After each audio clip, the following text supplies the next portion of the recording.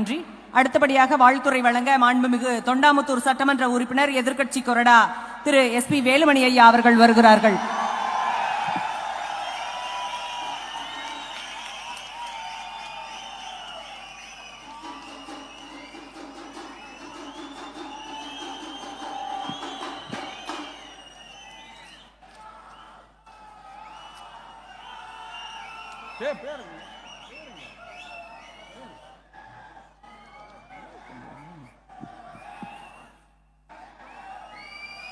சிறப்பு வாய்ந்த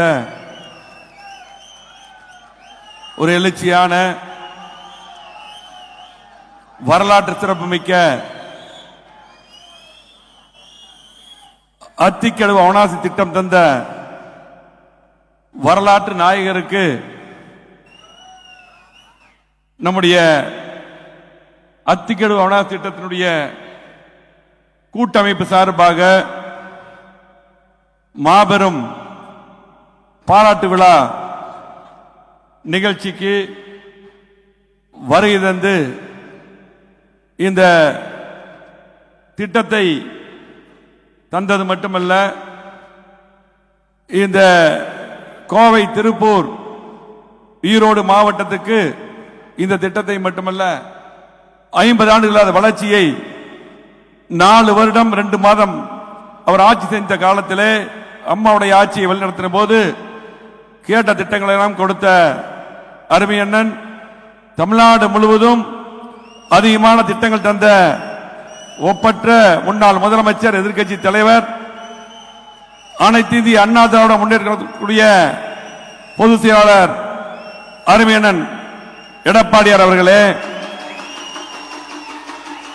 இந்த நிகழ்ச்சியிலே கலந்து கொண்டிருக்கக்கூடிய முன்னாள் அமைச்சர், சட்டமன்ற உறுப்பினர், மாவட்ட கழக செயலாளர், மின்சாரத்துறை அமைச்சராக இருந்து எடப்பாடியார் இட்ட கட்டளை ஏற்று மின்தடை இல்லாமல் சிறப்பான முறையில் பணியாற்றிய அருமை சகோதரர் தங்கமணி அவர்களே, அதே போல முன்னாள் அமைச்சர், நம்முடைய பகுதியிலே சிறப்பான முறையிலே பணியாற்றியது மட்டுமல்ல, இந்த நிகழ்ச்சிக்கெல்லாம் விவசாயிகளுக்கு உறுதுணையாக இருந்து வருகின்றக்கூடிய சட்டமன்ற உறுப்பினர் அருமையண்ணன் கருப்பன் அவர்களே,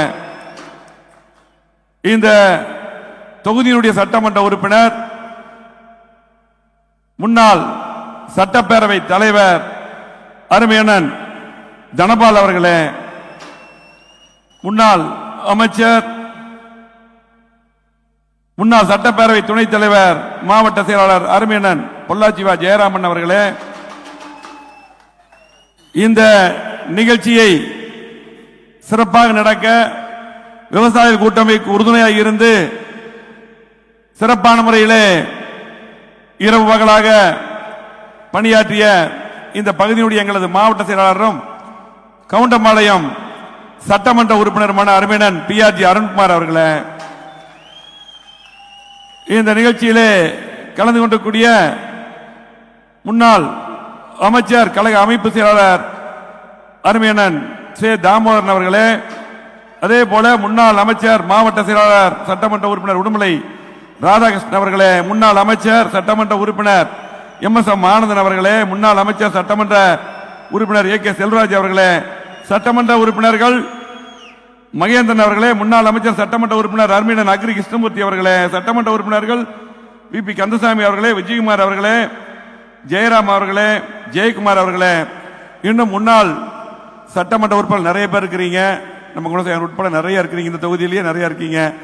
எல்லா அனைவருடைய பெயரையும் சொன்னதாக கருதி, ஏன்னா இது முழுமையா விவசாயிகள் நடத்தக்கூடிய பாராட்டு நமக்கு ஒரு வாய்ப்பு கொடுத்திருக்காங்க.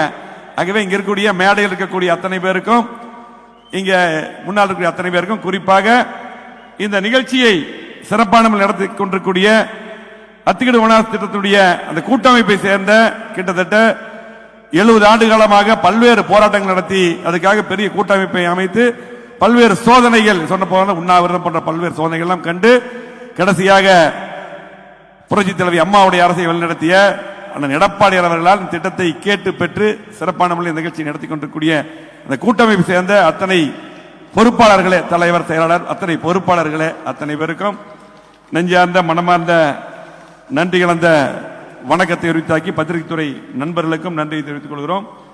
இன்றைக்கு ஒரு அற்புதமான நிகழ்வு நடந்து கொண்டிருக்கிறது. இந்த திட்டத்தை பற்றி நம்முடைய விவசாயிகள் எல்லாம் பேசும்போது, கூட்டமைப்பு சேர்ந்தவர்கள் பேசும்போது எல்லாம் எப்படி இந்த திட்டம் வந்தது, எப்படி வந்தது, இந்த திட்டத்துக்கு ஒரே ஒரு சொந்தக்காரர் யார் அப்படின்னு சொல்லி தெளிவா சொல்லிட்டு இருந்தாங்க. நீங்க எல்லாம் கேட்டு இருந்தீங்க.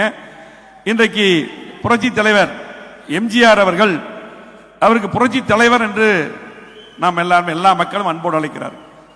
அதுக்கு பார்த்து சத்துணவு திட்டம் தந்த சரித்திர நாயகர், பல்வேறு திட்டங்கள் ஏழைகளுக்காக வாழ்ந்து மறைந்த தலைவர், பொன்மனச்சம்மல் கொடுத்து சிவந்தகர்களுக்கு சொந்தக்காரர் என வாரி வாரி கொடுத்து அதுக்கு புரட்சி தலைவர் என்று தொடர்ந்து வெற்றியை மட்டும் பார்த்தவர். அதுக்கு புரட்சி தலைவர் எம்ஜிஆர் அவர்களை அழைக்கிறார்கள் அன்போடு.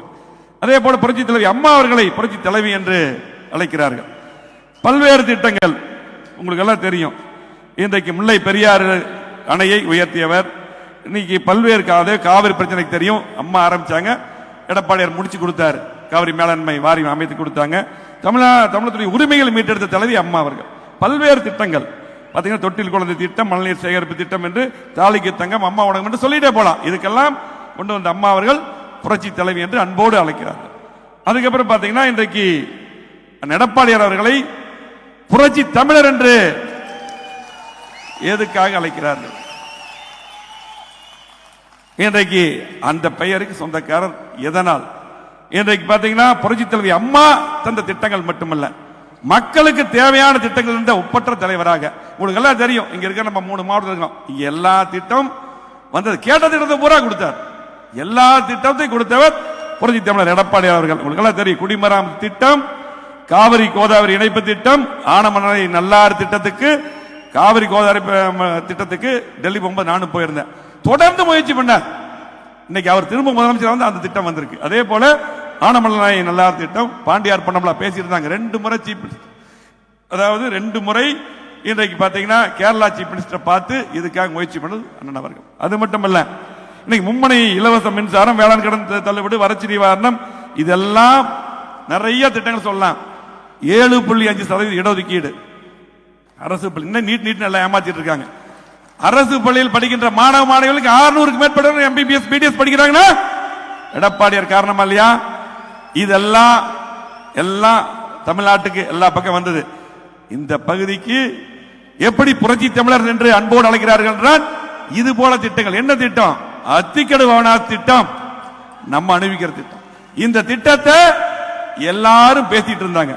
இந்த திட்டத்தை பொறுத்தளவுக்கு எல்லாரும் அறிவிச்சு பேசினாங்க. உங்களுக்கு எல்லாம் தெரியும், 2006ல் நாங்கெல்லாம் இங்க இருக்க நிறைய பேர், சட்டமன்ற பொள்ளாச்சி ஏறாமட்டுக்கார் எல்லாரும் நிறைய பேர் அப்ப எதிர்கட்சி சட்டமன்ற உறுப்பினராக இருந்தோம். அப்போ புரட்சி தலைவி அம்மா சொல்லி அப்போ இந்த கூட்டமைப்பெல்லாம் இங்க போராட்டம் உண்ணாவிரதம் நடத்திருந்தாங்க. அப்ப நாங்க வந்து எதிர்கட்சியா இருக்கும்போது அப்போ நாங்களும் வந்து கலந்துட்டோம் கூட உண்ணாவிரதம் இருக்கும்போது. இப்படி நிறைய போராட்டங்கள் நடத்திட்டே தொடர்ந்து நடத்திட்டு இருந்தாங்க. நம்முடைய ஆட்சியில் நடத்துறாங்க, மாறி மாறி நடந்து கொண்டு இருந்தது. புரட்சி தலைவி அம்மா அவர்கள் அந்த நேரத்தில் இருக்கும்போது அரசாணை போட்டாங்க. அதுக்கப்புறம் அண்ணன் முதலமைச்சராக வந்துட்டார். அப்ப இந்த கூட்டமைப்பெல்லாம் எல்லாம் தெரியும். அப்ப எல்லாம் போய் பார்க்கிறோம். அதாவது ஒரு முதலமைச்சர் அப்பதான் அவங்களே சொல்லிட்டாங்க, எப்படி எளிமையா பார்க்க முடியுமோ தொடர்ந்து. எனக்கு தெரிஞ்சு ஒரு 10 முறை ஏர்போர்ட்ல வந்தாலும் உள்ள பார்ப்பாரு, அங்க போனாலும் பார்ப்பாரு. அந்த திட்டத்தை முழுமையாக உள்வாங்கிய முதலமைச்சராக. அது மட்டும் இல்ல, அந்த திட்டம் ஃபர்ஸ்டே வேற மாதிரி டிசைன் வந்து அண்ணன் பேசும்போது சொல்லுவார். அதுக்கப்புறம் அது எப்படி கொண்டு வர முடியும் அப்படி மாத்தி. அது மட்டும் இல்ல, அப்ப அதிகாரி இருந்தாங்க. 2 உதாரணம் சொல்ல. அதிகாரி எல்லாம் இருக்கும்போது அண்ணன் கிட்ட என்ன சொல்றாங்க, சார் இது மத்தியிலிருந்து நிதி எப்பவுமே கேட்டிருக்காது, எப்பவுமே கேட்டிருக்கோம், எந்த ஆட்சியா இருந்தாலும் கேட்பாங்க, அவங்க தர மாட்டாங்க. அதெல்லாம் வந்தா மத்தியிலிருந்து வரட்டு நம்ம போட்டு கொஞ்சம் செய்யலாம் அப்படின்ட்டு அண்ணன் கிட்ட சொல்றாங்க முதலமைச்சருக்கு. அப்ப இவங்க எல்லாம் இருக்காங்க பாக்குறாங்க, ஓ இது எப்ப போல இதே தான் போல இருக்குது, மத்தியிலிருந்து வந்தா தான் செய்வாங்க அப்படிங்கிற சூழ்நிலை. அப்பதான் ஒரு முடிவு பண்றார்.